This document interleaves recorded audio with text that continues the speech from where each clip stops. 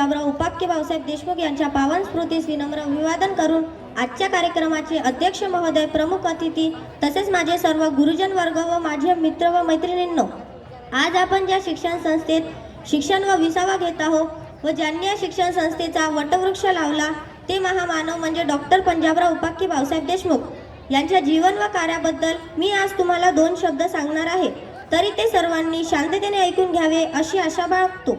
भाऊसाहेबांचा जन्म अमरावती जिल्ह्यातील पापळ्या खेडेगावात 27 डिसेंबर 1898 रोजी गीता जयंतीच्या दिवशी झाला।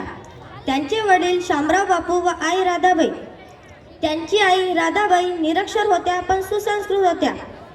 भाऊसाहेब लहानपणापासूनच कुशाग्रह, बुद्धिमत्तेचे व निग्रही होते।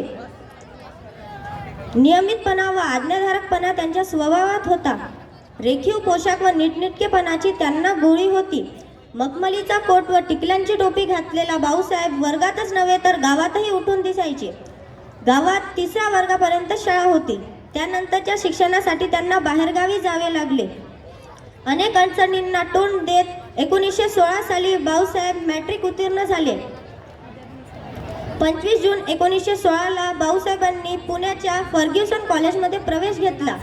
पुणे इथे महाविद्यालयीन रूढी व परंपरा याची जाणीव ठेवून 21 ऑगस्ट 1920 रोजी उच्च शिक्षणासाठी मुंबईचा किनारा सोडला व लंडनला रवाना झाले। 7 सप्टेंबर 1920 ला ते लंडनला पोहोचले।